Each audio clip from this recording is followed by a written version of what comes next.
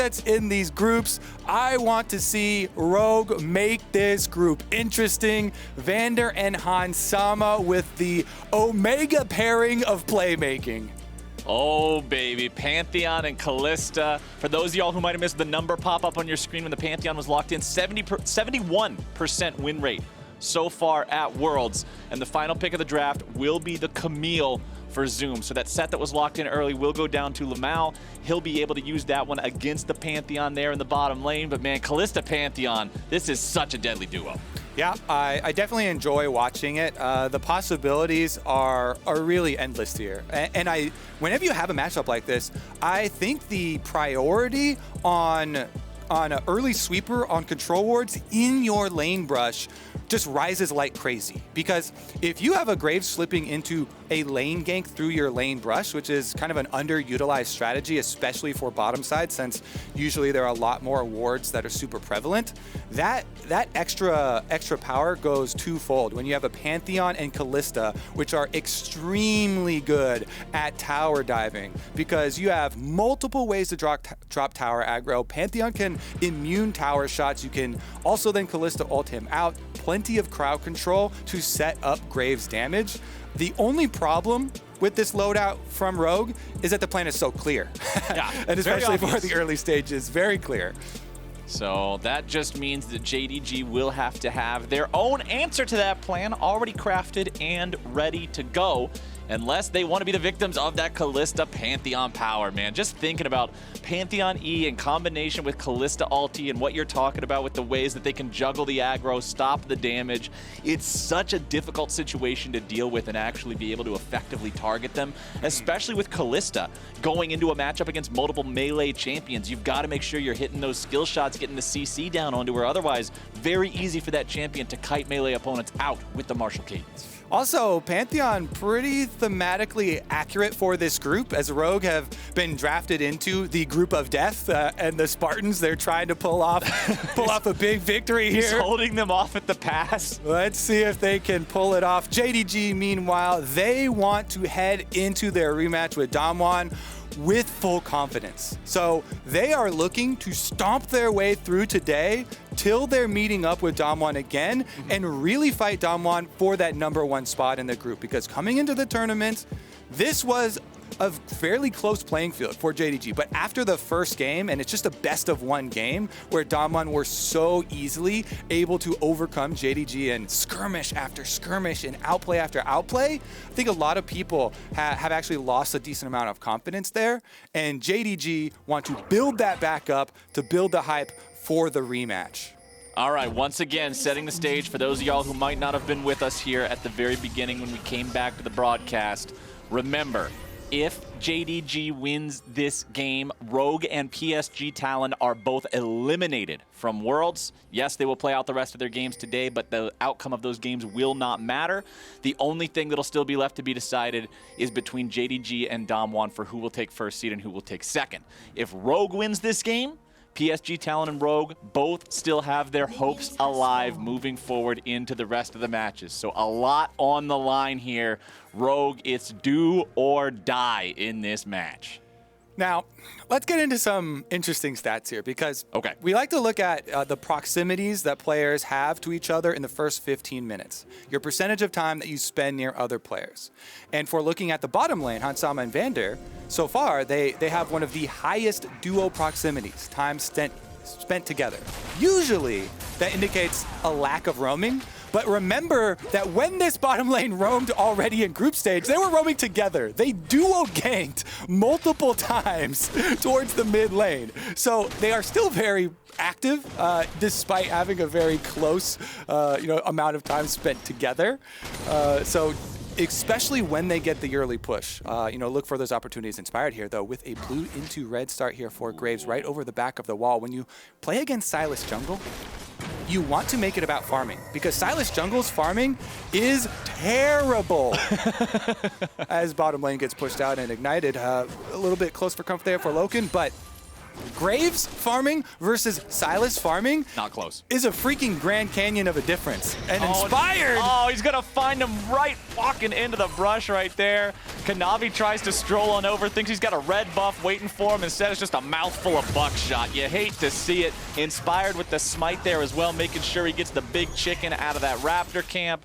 Everything's going over the way of Rogue here in this top side of the jungle. And that jungle matchup gets really difficult for the Sylas. If you get behind early and you are forced into a pattern of catch-up farm, then you lose so much potential from this pick. Yeah, you know, technically it is a flex pick, but if you put it into the jungle, you are putting yourself at a big possible deficit here. And I love to see how Inspired, one of the ones we are pointing out to look for in the intro for this matchup, is taking things into his own hands here. Really nice early path, takes away the red, cuts him off at the Raptors, and tries to take away any possible power here from the Sylas. If you delay his level 3, then he can't even get into skirmishing.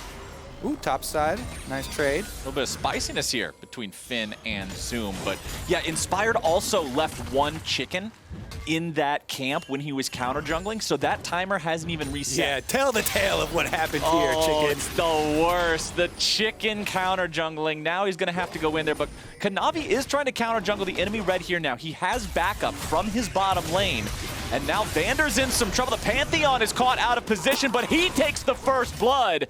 It is a 1-for-1 trade. Kanavi dead. Not the situation he needed to be in. He already lost his red. He tries to steal one back, and instead, he just leashes it for Graves. Put the TY less than 3 in the all chat after that one. He just did you a favor. Well, Flowers, it wasn't 1 versus 300, but it was 1 versus 3 there for Vander, and he comes away with the kill on the jungler like a true Spartan. What a beast of a support there. He completes the game plan of starving Kanavi. That catch-up being denied Kanavi means he is just scavenging for pickup here. He makes a pass towards topside. He's only got his Krug camp. As you mentioned, the chicken there in the it feels bad. In the small camp is the only thing remaining for him. And that is not even a full chicken thigh. That is not a chicken breast. That is one crumb off of a popcorn chicken piece. Oh, it's half a chicken nugget just for some reason left in the bottom of the box. And now the dive's coming in the bottom lane. It's a 3-man dive. Goodbye, Loken. Rogue makes it happen. Well, if you're a fan of the upsets, you are smiling ear to ear right now because the Jungle Kingdom has been enacted by Rogue. And again, it's a team game. Vander doing his part, defending that red, taking down Kanavi. See what Kanavi can do to try and scavenge his way back into it, though. Because you see Inspired bottom side, he knows, all right, I've got a brief window. Let me get some camps here off of their side of the map before Orianna collapses. You saw Larssen heading over. He said, Kanavi, you can have the wolves, but you better get out of there before you start eyeballing that Grom. You can have the wolves, but we draw the line at the big old frogs. Leave that alone, get the hell out of town, and it looks like he'll do just that. Honestly, the farm between these two is pretty similar in the jungle. Despite the early difficulties for Kanavi, he has done a good job catching up, finding that farm where he can with that wolf camp. So now he'll just go back to farming his own bottom side. Blue buff should be spawning again here pretty soon for both of these sides. As you can see, the trading back and forth in the top lane. Farm is even between them, so Finn's perfectly fine with that situation. Scaling up here on the Ornn. Does hit level 6 first. Goes for the Ornn horn, but Camille says, see you later. Finn, you got no mana. You can chase him down, but what are you going to do? He's not going to just stand there and let you bonk him. Yeah, he's showing off the bowling skills, though. Does hit it. Got that, Camille.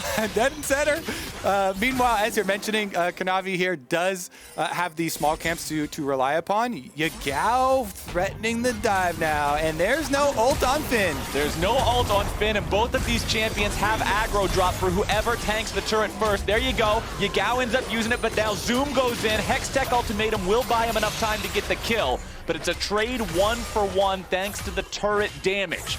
So Finn is down, and Kanavi and Yagao now doing the damage onto the turret, looking to take down those plates. But what's this, Kobe? Back in the bottom lane yet again. Inspired is looking for Loken. The Jhin still has the flash, doesn't have to use it to escape this one. But now Sett is all alone underneath the turret. Here comes Larssen on the Orianna. The Haymaker doing good job just to try to buy a little bit more time. Inspired takes the kill, but Loken with a deadly flourish to finish him off. All right, honestly, cheers from the crowd for the kills for both weak sides. JDG answers with a kill there. Finn also really well played, honestly. In the 3v1 up there, he got multiple summoners forced out as well as getting the kill onto Zoom, because after Zoom drops aggro with the ultimate, he then autos to finish off the kill, reacquiring that tower aggro. So both weak sides come up with tower kills for themselves, and that is gonna upset a little bit of that early plan from Rogue. I think the bottom side there being turned back around for them is going to be a little bit of a hiccup. They still have the same look going forward, though. Vander now back out onto the map to try and get that vision through the jungle here. You want to ward up Raptors and keep Raptors warded against Sylas so that you can control mid lane via that camp control. If you take away the Raptors, then it makes it very inefficient for junglers to be pathing around mid lane as much. And if you don't have kill threat with Ekko, then that matchup becomes a lot less potent. And hey, look at Kanavi, man. He's the first of the junglers to hit level 6. He's got a farm advantage over Inspired, who did just hit level 6 himself. So Inspired's commitment to this bottom lane has given Kanavi a chance to catch up in terms of the farm values here overall. Inspired moves into the enemy jungle. He'll take out this blue buff, so Kanavi won't have that. However, Kanavi has completed his full Runic Echoes purchase, getting back out onto the map now. It's a pretty big power spike compared to just the ingredients of Warrior being held by Inspired here. Wants to give the blue buff away to Larssen. Will be able to do just that, using the smoke screen to make sure there's no steal attempt from the side of JDG. And meanwhile, back in bottom lane, it's Hans Sama just working on these plates, getting as much extra money as they can. Look at the CS difference. 73 versus 45, and now LvMao has to try to get himself away from this one, or does he? The turnaround is there, and Kanavi smacks him upside the head with the chains. That's Inspired down on the ground, and JDG tying the game up in kills 4-4. Well, LvMao is definitely laughing his ass off right there. Nice flash, Graves. He does lock him back up, and the dragon will go over to JDG. JDG, happy about that one, man. It's always such a trap trying to deal with Sett. You think you caught him out, and all of a sudden, big old shield just turns things right back around and lets your opponents get the outplay. JDG happy about how that one went down. They also get the crab on the top half of the map, and they'll try to get a little bit of relief here in the bottom lane for Loken and LvMao as they try to catch up in this farm. Like I was saying, it was 75-45, 80-58 now. That's the biggest discrepancy on this map. Honestly, this is going to be a really fun game as we watch the mid-game transition because Rogue going with their similar style there, trying to still get Ornn up to level 14 to hand out the extra gold value for the items and bringing the extra engage and team fight power is kind of offset there by JDG having really good side lane potential. This is the extreme advantage that they have on the other side. It's going to be another dichotomy of side lanes versus team fight forcing. And those are always some of the most fun to watch because they put a lot of pressure on decision making and setting up through these objectives. Already, LvMao and Kanavi here with full vision control. Oh, they're going for it. Sett wants to go in. Pantheon jumping into the fight first, and there you go. As soon as Pantheon's in some trouble, yoink, and he's right out of the trouble once again. However, because they had to use that disengage, JDG now feels confident to take over this top side of the river. You can see the Jhin traps being placed down on the ramp as the Rift Herald is secured, and we might see an attempt here from Rogue, but JDG will secure the Rift Herald, no fight here at the beginning. Yagao throwing out that parallel convergence. Orianna ulti finds its way onto the Ekko, using the ulti now to reset his HP. TP comes in. JDG on the retreat. Vander down to 300 HP, looking to turn things around. Here goes the Sett. Haymaker comes out, not finding the kill, and Inspired will take the 1 kill of the fight. So with a Rift Herald for support trade. Yeah, LvMao gonna sacrifice himself for the good of the team. With that Ornn ultimate coming, it could have been multiple picks if everybody is, every man for himself, just trying to scatter there. But he turns around, looks Death face on, and says, all right, I'll be the sacrifice. Dunks him right back into the rest of the team, and Rogue will get a counter kill in exchange for this Rift Herald, but this is such an early Rift Herald. 12 minutes, there's still plenty of time for JDG to get full value out of the Rift Herald pickup. So still, I definitely like it for them because, again, JDG are the ones with the extreme side lane potential there with Camille and Ekko. So if you have Rift Herald early on for this team, not only do you get turret plate money, but you get to easier transition into your side lanes for your Camille and your Ekko that much quicker. I'm liking the fact that we got 9 kills in 12 minutes. Hell yeah! I like the fact that we got ourselves a nice, active, bloody game here, as Rogue are up about 700 gold compared to their counterparts. 2 long swords in the inventory of Inspired leads me to believe the serrated Dirk will be the next purchase here for the Graves, which I like to see considering the squishiness of the champions on the enemy team here once again, like we saw in the previous game. Kanavi stealing away the Ornn ulti here.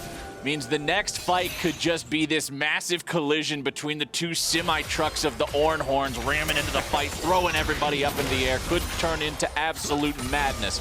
However, remember that there's plenty of CC on both sides too, and we know that one way to stop that Ornn horn is to interrupt him when he tries to knock it back. But Shelly is summoned up.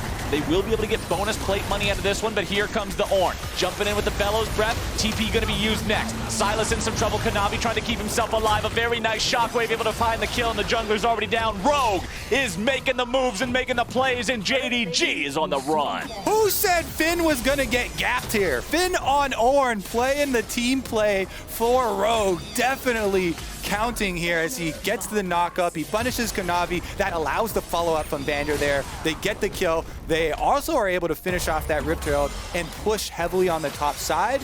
The problem is going to be in the future to see Zoom's answer, because Zoom's answer comes in the form of that late game split push that we keep talking about. Yep. We keep setting up here. He is rushing straight for the Trinity Force, and you will be able to convert your Trinity Force procs into true damage later on, which makes it so scary for the Ornn. Honestly though, that initiation from Finn, locking up Kanavi, then the follow-up Shockwave, the follow-up from Vander there, it was just really good team play from Rogue, and that is what they are going to have to rely on to win this game, those coordinated team plays to try and keep JDG off their win condition. Yeah, that coordination really coming in clutch up there in that top side, making sure that they don't get any more value than they did out of the Rift Herald. The turret still surviving means that first turret bonus is also still on the table here. All plates are gone. We are past 14 minutes now, which means turrets can go down rather quickly if one team manages to out-macro the other and get everybody in position for it. Inspired's in a really bad spot here, tries to get himself away, but the collapse is coming down, and the Haymaker right upside the jaw takes him out. Here comes the Hextech ultimatum, and now Finn's in a real bad spot, flashes over the wall, keeps himself alive, the curtain call is open, and Finn is gone. JDG have managed to find themselves 2 kills, but it's at the cost of their own mid laner. Yagao died with Chrono Break up. He was CC'd down and was not able to execute on that ulti. But JDG with a man advantage on the map. They go after the Drake. The enemy jungler still dead. They have the smite advantage, and they'll secure that one, no contest. 2 Drakes to none. Flowers, the map state is overwhelmingly in favor of JDG here. It is getting scary for Rogue. When you're the team with the long-range engage, with the team fight setup, and you're facing 2 dragons picked up by the team that has so many side lane options, you start to get very, very worried here. JDG, really, really big picks there. Taking down Graves inside the jungle, deep dive for them. Yagao and LvMao not hesitating on the cooldowns here. Everything expended to kill him before the rest of Rogue arrive, because Rogue rely on the synergy between players. Meanwhile, the rest of the team, they're early on Finn, so they force out all Finn's cooldowns, flashing over the wall, flash follow from Zoom to get the kill onto him. further feeding that Camille extra cash and allowing him some more presence here. You know, Trinity Force is completed. Vander coming in to try and answer, but Zoom already backing off, not overextending. And you saw there on the very bottom part of the screen in the replay too what happened to Yagao. He tried to maintain aggro on the rest of the team, but then, yeah, it didn't quite work out the way that he was expecting it to. Just got point and clicked by the Pantheon W, and that's not what he wanted to have happen. So now he's trying to escape in the 1v2 down here as Larssen comes to collapse. Finn on the chase. Meanwhile, top side problems for Zoom as he gets himself away with a Hextech ultimatum. Nice dodge, avoiding evade up there. Yagao still trying to run away. Larssen continuing the chase. Parallel convergence coming down. Shockwave goes through. More damage onto Yagao. Kiting it out. How fancy are his feet? Can Yagao get away? Chrono break right back into the loving, waiting arms of the Bonk Master himself. Finn picks up a kill on Yagao, but meanwhile on the top side, it's Loken getting a kill onto Hansama. There are dead bodies all over Summoner's Rift. Half of the players in this game are seeing grayscale on their screen right now. Time for a lesson, Captain Flowers. What we're seeing on our screen is the ramifications of trying to pull off two plays on two different sides of the map at the same time. Rogue pull off the 2v1 power play bottom side, but it takes so long to chase down an Ekko, and there's no teleport on Larssen, so Finn would have been the only one to join back topside. If you make that bold of a play, you had better be gigantically ahead in gold, because if you're playing on both sides of the map, yes, you have multiple players bottom side, that means you're at a disadvantage top side of the map. And because Rogue are unable to pull off their dive kill on Camille quick enough, they get collapsed on. JDG have the extra member topside. They punish all three members of Rogue that tried to dive Zoom and were unable to catch him, thus punishing the kind of greedy double side of the map play that you pull off. That's why we're always so surprised when we see teams going for multiple objectives at once, unless they already have a very big play or they know for certain that they can pull off that dive very quickly. If you're on a timer as soon as you start that attempt. You've got to make it clean or else it turns mean. Now topside, Hansama putting all the auto attacks into this tier 1 turret. Should be able to pick this up no problem. And that's good because Rogue are starting to fall behind here in terms of gold a little bit. They got to make sure that JDG doesn't start to run away with this game. JDG currently up 2,000 gold, up 2 Drakes as well. Bottom side, looking for the dive onto Finn. 3v1 is the name of the game. The Ornn gets coming through. There's so many damn Rams running around the bottom lane. Finn tries to survive. He will be taken down. It's LvMao grabbing the kill, but it's a trade 1-for-1. Yagao again. No chrono break, and the man is dead. I mean, what can he do against Finn? The CC lock is there. Boom! Finn's able to at least get a counter kill on himself for the dive attempt. I saw that little pop up on the edge of the screen there. I couldn't quite see what it was, but some dead body throwing up a flare. Yeah, I saw. Bottom side, looks like we might have another dead body here in just a moment. Kanavi gets himself away, but I think just watching the one Ornn run through and then the next Ram show up and seemingly chase it off the map. Welcome to the concert of Ornn, Captain Flowers. Sylas is one of the wackiest champions to have to commentate in a fast-paced fight in League of Legends because he just makes everything so much more difficult to follow because you never know where it's going to be. But hey, we're still doing our best. We're keeping up with it. It's 10 seconds until the next Drake spawns. This is a Mountain Soul this time around, and JDG currently have 2 Drakes already in their pocket. They're bringing in the entire squad, looking to set up here for this play. Zoom gets himself out, has to flash. Otherwise could have been caught out there, and they do not want to run into this in a 5 versus 4. Speaking of 5v4, it might be Rogue who's in that situation now. Finn runs away, but with a curtain call opened up, surely the man has no escape, and Loken puts the 4th bullet in his back.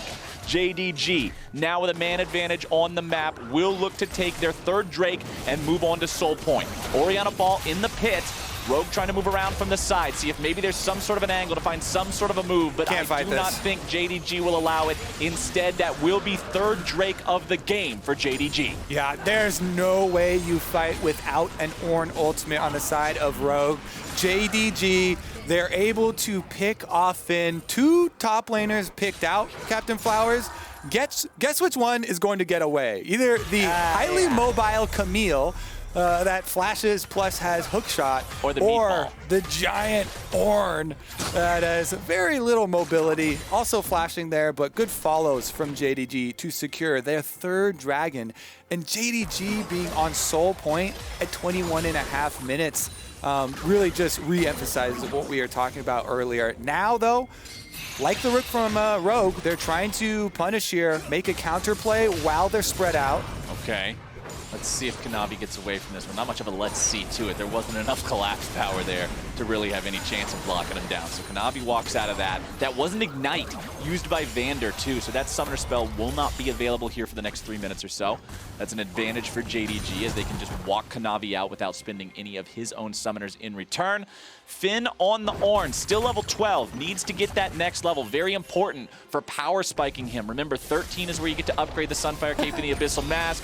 That graph is looking pretty scary if you are a Rogue fan right now, and the gold is only continuing to grow as Zoom takes down that tier 2 in the bottom lane. Ornn finds the target. Bone plating is knocked off.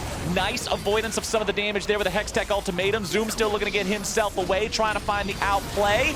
Inspired comes down to join the mix, and it's Finn who gets the shutdown. Now they have to worry about covering Baron here. They've got a control ward on it, so nothing given up here. Nice play by Rogue, collapsing once again onto Zoom, finding the kill. This is now 2 kills here for Orianna, fully stacked up. Seraphs does have the extra shield. Rogue are still hoping for that big team fight victory. Can they lock down Loken, get the kill onto the backline, then deal with all the melees here? Loken does have flash, so his positioning will be a lot easier than you would think against the Pantheon Ornn, which can be very devastating. Yeah. But having that flash will be critical for JDG, and knowing that he can just save it for another 2.5 minutes up until the dragon, I think that's probably the play there for JDG. They shouldn't actually risk cooldowns before the soul comes up because it's such a low risk, high reward for them. And Rogue are the ones that are going to try and actually make one of these surprise plays. The possible way of them coming back here for Rogue, trying to create a pocket of Fog of War, to force one of those plays with Ornn into Orianna, Shockwave, a combination with the Kalista Pantheon is their possibility for getting a lead in that team fight. One thing I'm a little concerned about here, Kobe, I'm going to be honest with you, is the damage output of Rogue. Look at the items coming through. In general, Kalista's not going to have the same damage as a crit marksman later on in the game. Then if you look at Orianna's itemization, it is a 2nd item Chalice, which isn't going to do as much damage as something like a Rabadon's or a Spellbinder. Even Graves' itemization with a Hex Drinker after the Edge of Night. Very defensive choices coming out here from Rogue, which could be the difference between being able to find one of those picks and having somebody from JDG barely get away. Well, we'll see if Finn can also get another level before the fight. If he can get one more level and upgrade probably Blade of the Ruin King for Hansama, that at least will give him a little bit more juice for this critical fight coming up. But kind of as expected, JDG just waiting it out. They're like, all right, we are not using cooldowns before this dragon. No reason to. 1 minute left on the timer. 1 minute is generally the time where you get your recalls off. It takes about 30 seconds to walk back to the dragon after starting your reset. So that's where you see the coordination from the teams. You want to push out your minion wave. Those spawn every 30 seconds. Then you get your recall off for control wards and move into the river so you can have a good setup here and find your flank. JDG now, they've got Yagao on the top side. He just pushed that extra minion wave we talked about. Now going for the recall, and teleport is ready. There are deep wards through the red side jungle of Rogue, so it could be a possible flank there from the back. 30 seconds until that Drake Soul spawns. It's Rogue with control over this bot side river. They will have priority over the pit. They're trying to look for any sort of a chance to pick off someone from JDG that could be separated from the rest of the squad. But Yagao has put himself in a flank position immediately. If he pops that parallel convergence, this could be exactly what they're looking for, but instead it's going to be Rogue starting the fight off onto Kanavi, who tries to get himself away. Vander's going to be thrown in. Aggressive Kalista ulti looking to find the damage. Meanwhile, on the opposite end of the fight, Larssen's going to be in some trouble. Zoom diving in. Hextech ultimatum does what it needs to do. Double kill over to the AD carry of JDG. Finn's on the run. Hansama's kiting around, but it will not matter. He goes down. Finn barely walking away, but the bullet in his back says no, sir. Triple kill for the Jhin, ace for JDG, and doom for Rogue in this bottom side team fight. It's just so cool to watch the clean setups from JDG too. On the timers, boom, they push top wave, they go back for the recalls, they have their control wards, teleport flank from Yagao for their 3-person flank, 3 different directions, and honestly, Rogue made the good call to try and make the initiation before the flank actually comes in from JDG. They make the effort to attack Kanavi, go hard with their crowd control, try and force something to get an early lead in a team fight before JDG's coordination actually comes to fruition. But it's just not enough. You know, they get pincered from all sides here. And you see that Camille, second half of the Q onto Hansama, takes 50% of his life. Here's the initiation I'm talking about. You have to go super hard, super early. Rogue immediately forced down onto Kanavi, onto Loken. But looking at the back, Zoom with the Hextech ultimatum, they take down Larssen, the heart of the team fight. The Orianna is gone. That removes so much utility and damage from your team fight. And at that point, they're easily able to pick up the rest of the members. They kind of dissect the team fight of Rogue there that tried to make the first punch. You know, valiant effort by them. 36?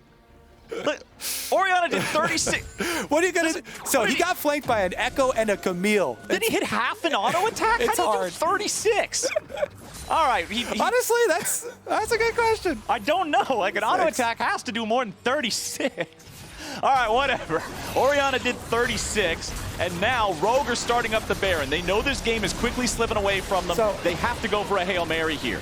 All right, we'll say they're trying to force it here. Teleport does come in. Let's get into the fight as Yagao makes the threat.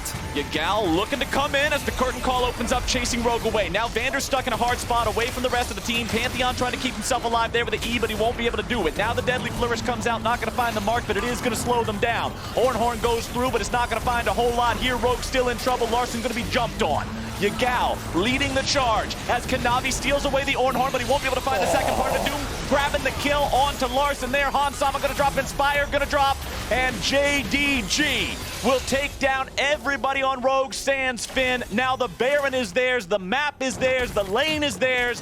JDG can do whatever the hell they please. They have taken over Summoner's Rift. I found it, Flowers. We're paying so much attention to the team fights and the setup and the strategy for both teams. The Orianna is a support build Orianna. He's got an Ardent Sensor over here. That's how you do 36 damage. And again, in this team fight, once Zoom got on him, it was a 2-shot on the Orianna. Again, the idea for Rogue, as we've been talking about, is to fight front to back for their team fight. That's why he's got this support build, Orianna. They want to try and have a standard, quote-unquote, honorable team fight where you go, front to back, just work your way through. But JDG have been able to get off the flanks every single time. Here, just chasing them out of Baron, and we'll get another look at it. The long-range slows here from the Jhin to stack it up. Vander's on the side, so all members just close in. They take down the Pantheon and just chase through with the advantage. Ornn does go through, but it's kited out, so it doesn't really get anything. And then you see the multiple forms of engage. First it was Yagao onto him, then Zoom goes in onto Larssen, just ult, boom, he gets 2-shot. And they have been destroyed. JDG building up for their reunion with Damwon Gaming. They want to get another say about it. They want to fight at the top of the group. Kanavi's going in, and we're starting off yet another fight. The Sylas is in some trouble, going to be juggled around, nearly taken down. Goes back in for the heal there with the Kingslayer, and he will find it. Stays alive for now. Turns around, the curtain call's coming down, and there goes Hansama. Yagao with the kill as Inspire barely hobbles away. They're looking to go over the wall to chase him down, but they won't be able to do it. Yagao, he found the R key this time. He finds the chrono break, he's staying alive, and JDG will continue their push. Vander is rooted up, however, he does have that shield to keep him safe. A little bit more damage onto the mid lane. Tier 3 turret takes it out.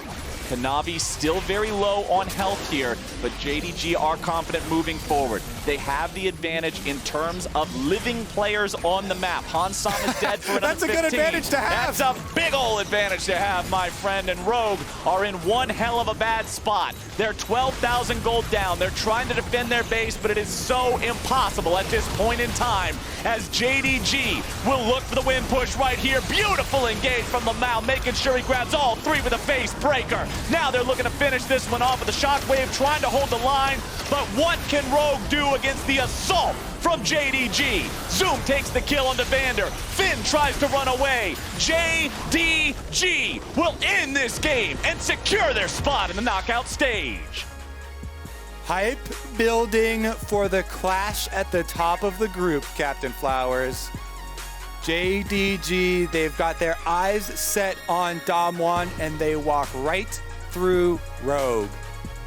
Rogue defeated means the end of their journey at Worlds 2020 is the group stage. They still will play out the remainder of their games here today. However, they are now mathematically eliminated from moving forward, as is PSG Talon. If the games play out in a way where the final scores between Damwon and JDG are tied, then we will have a tiebreaker there to see who gets first, who gets second. But that will involve, most likely, JDG having to take down Damwon in that rematch that you're hyping up. That's what it's all about now, is these two teams going head-to-head for that all-important first seed. Yeah, it's going to be really interesting to watch, considering how important these first seeds are going to come with the way that the tournament is set up. This being said, you know, I have really enjoyed still watching Rogue, especially the bottom lane duo ganks that they had earlier on in the tournament. I think as a team, they've really evolved this year. Happy to see what they can accomplish moving forward, even though they have been mathematically eliminated already for the group stage. Yep. Rogue was a fun team to watch. I liked particularly how they debuted in this group in week 1 of this group stage.